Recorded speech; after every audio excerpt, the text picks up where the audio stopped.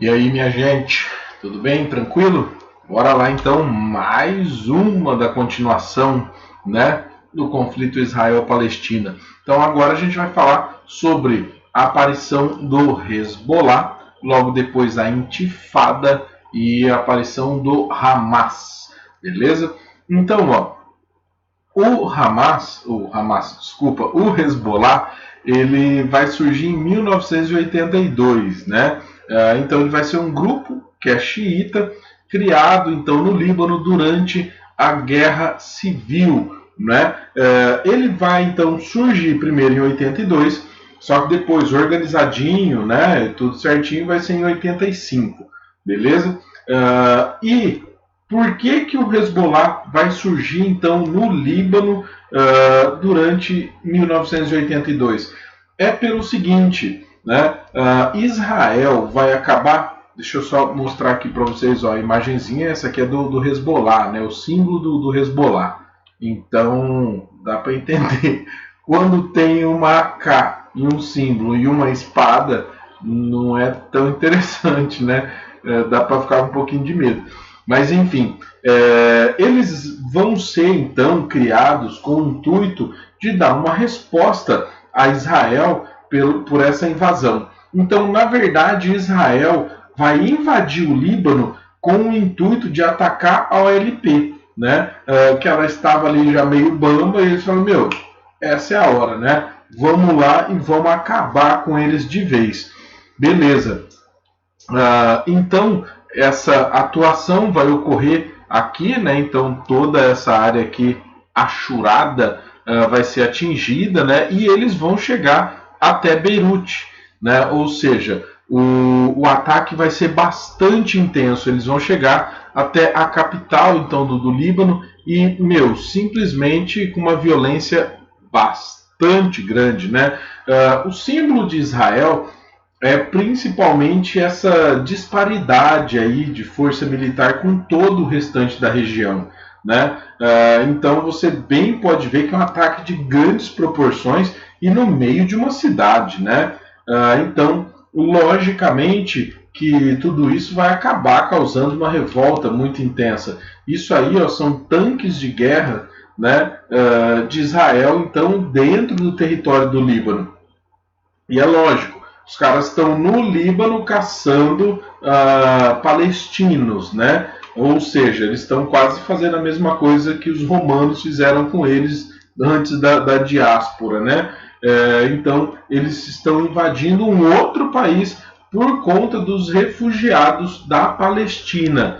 Beleza. Isso, então, é o rastro que Israel vai deixar. Né? Aqueles bombardeios na cidade. Logicamente que quando esse conflito vai se acentuando, a população pula fora, né?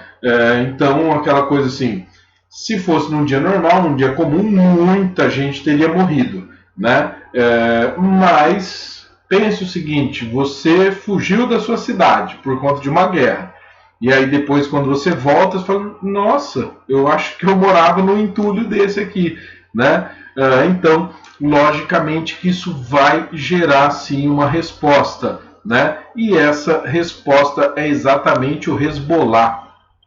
O Hezbollah, que é bastante organizado, né? Ele começou a fazer alguns ataques, né, constantes contra Israel, só que cá entre nós, a maioria desses ataques eles são de pequeno calibre, né? Então olha só, isso aí é a imagem da explosão de um míssil, né, de curto alcance que foi lançado então contra uma comitiva de Israel, né? Aquela coisa, beleza, então se você atingiu ali alguma coisa, sei lá, você atingiu um carro, né? Daí vamos exagerar que era um carro tipo grande, sei lá, que você tenha matado 10 israelenses, soldados, né?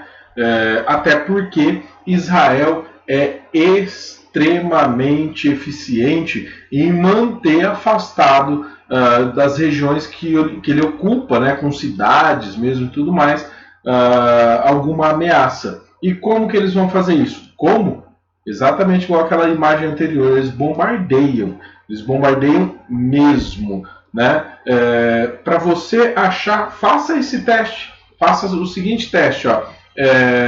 Digita no Google, Hezbollah ataca Israel, para você ver o que vai aparecer. Vai aparecer só ataque de Israel, né? Bombardeando posições, e assim, é constante, né?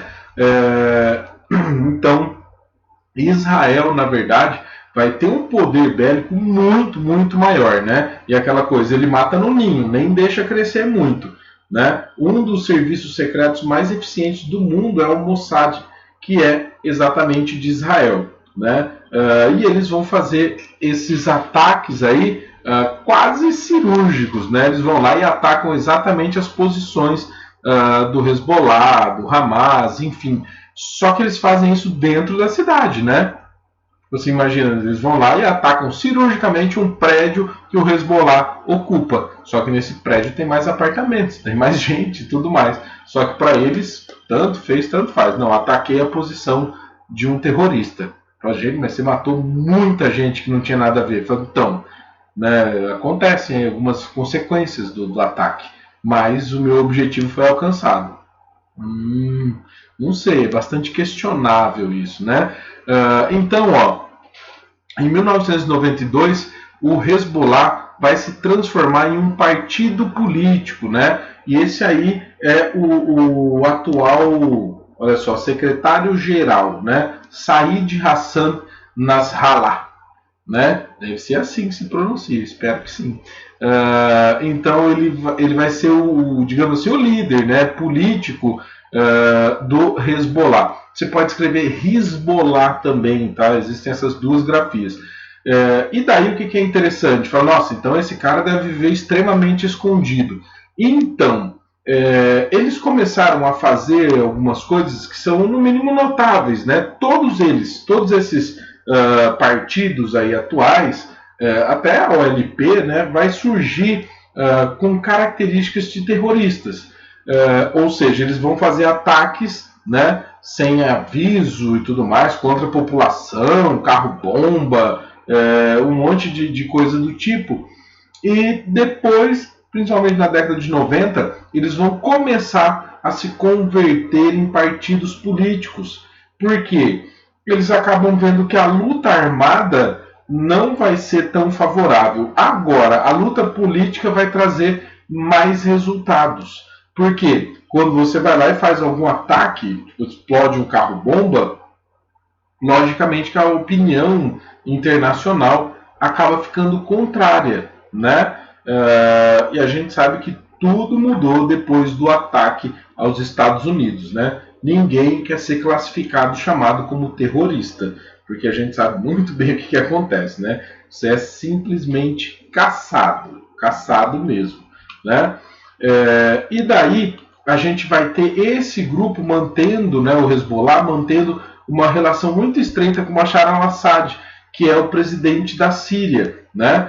Com o Irã também. Então é aquela questão. Você tem alguns interesses aí conjuntos, mas principalmente a religião, né, a cultura árabe vai então acabar conectando esses países. Então, hoje, como que está o Hezbollah?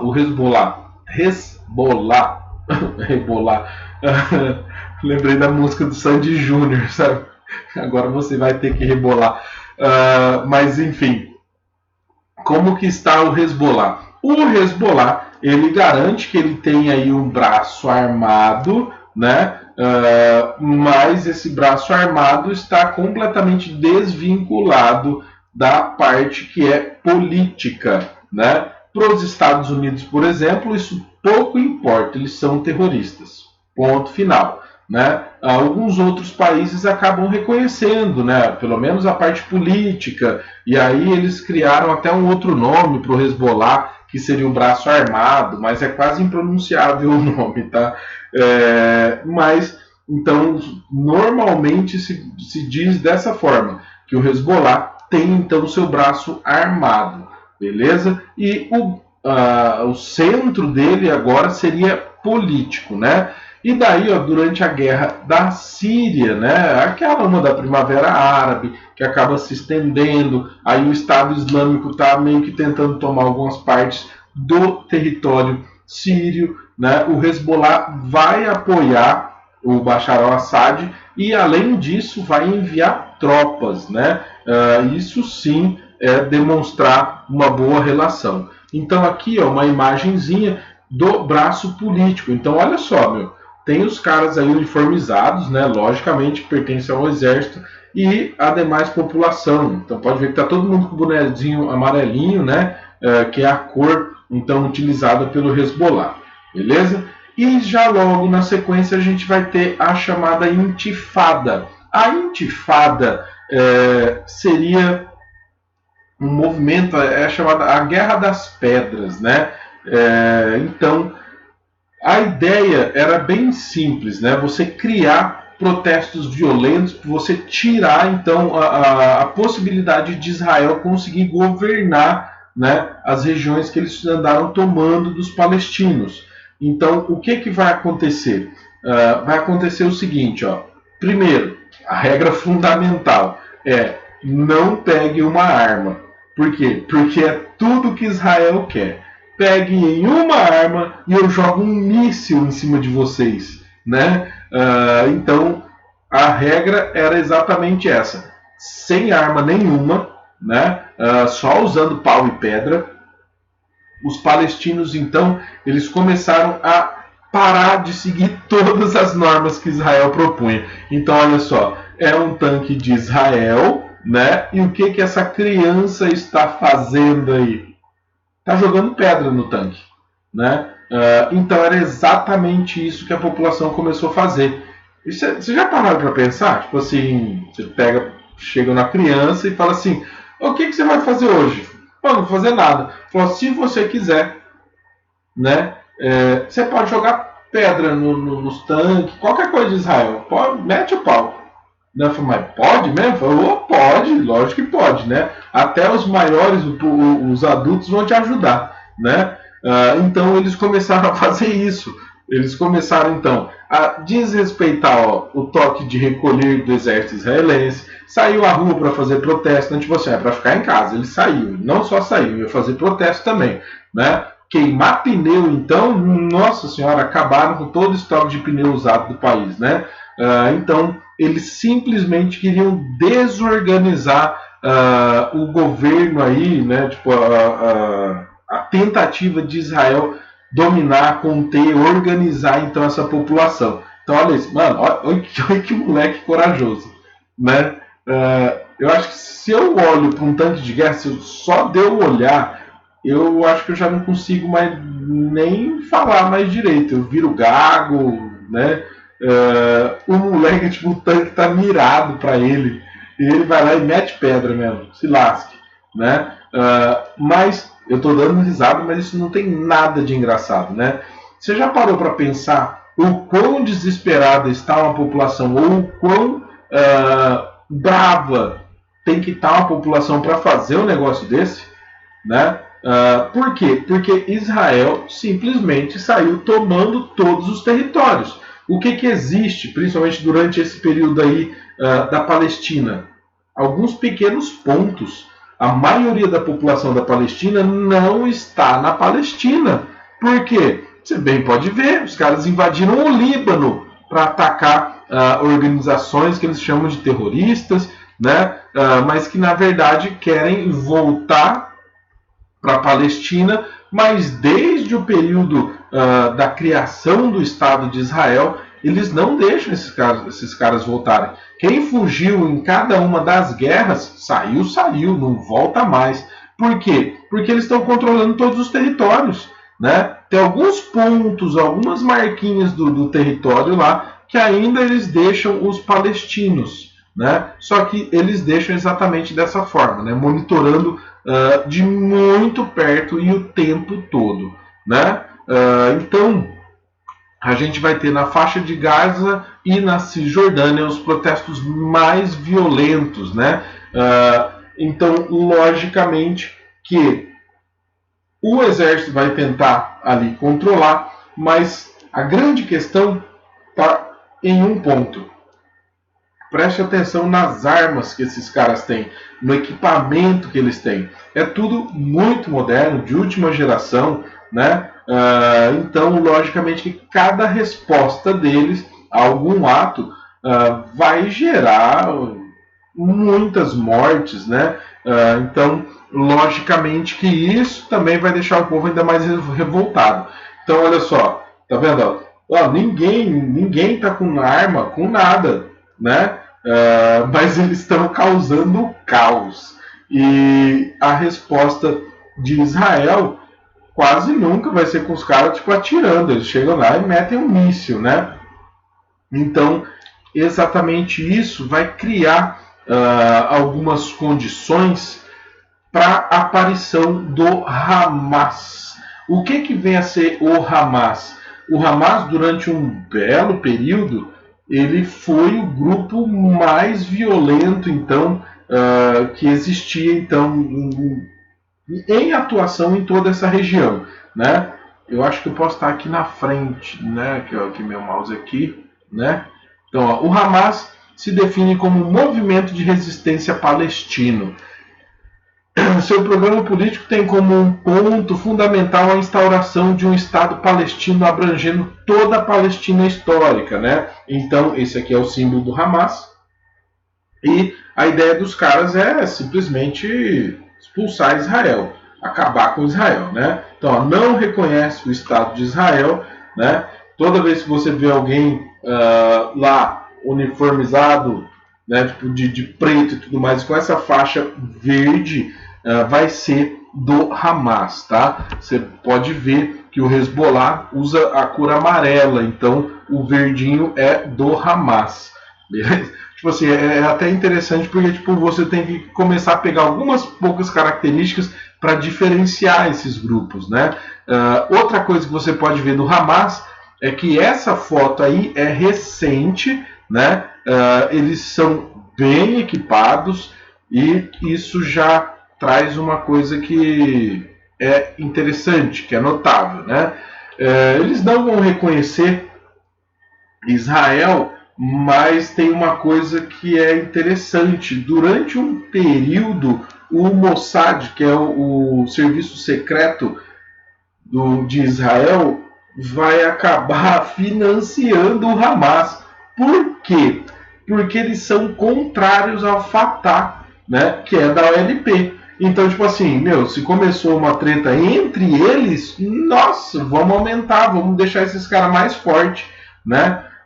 Então, o Hamas, digamos assim, ele é bem preparado, né? Mas o que é interessante, eles vão lá e dão grana para o Hamas crescer, só que o que o Hamas e o Fatah têm em comum é que eles querem o fim de Israel, né? Então, ó, ele vai pregar então a criação de um Estado palestino islâmico, né? Isso já subentende-se que é o fim de Israel, né? Então eles vêm ganhando muita força. Então olha aqui, ó, como partido político liderou 2 governos sucessivos da autoridade palestina, né? Interesse em resolver as divergências com o Fatah. Só que é lógico que essas divergências aí elas não são divergências simples, elas sempre serão divergências que tenham um viés aí político no meio, né? Então, ó, onde eu parei, interesses em resolver as divergências com o Fatah, né, tem buscado o reconhecimento internacional da organização. Por exemplo, essa é a imagem de um ataque terrorista realizado pelo Hamas. Só que você bem pode ver pela foto que é um ataque antigo, né, da década de 80. E eles buscam principalmente desassociar o braço armado do braço político, mas eles não escondem que existe sim o braço armado. E como vocês bem podem ver, ó, parece que é tudo novinho, tudo zerado, né? Então eles são muito bem financiados. Beleza? Cadê onde eu parei?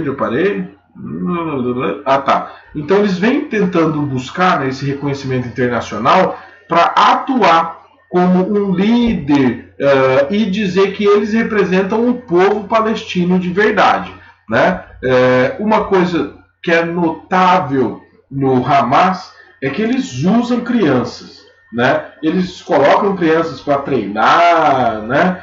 Fazem de tudo, ou seja, quando alguém questiona essa questão, eles dizem que, meu, é arma, a gente está treinando as crianças. Nos Estados Unidos não pode? Não fazem isso também? A gente faz, só que a gente faz já com característica de exército mesmo, né? Para a criança já crescer conhecendo tudo. Deixa eu só ver qual que é o próximo. Não, volta a Hamas. Então, ó, uma coisa que é notável pelo crescimento da força política deles são algumas atuações. Então, ó, o movimento criou uma vasta rede de assistência social na Cisjordânia e na faixa de Gaza, ganhando popularidade na sociedade palestina, ao estabelecer hospitais, escolas, bibliotecas e outros serviços nos territórios palestinos. Então, o Hamas ele vem atuando através da política para ganhar mais popularidade, né?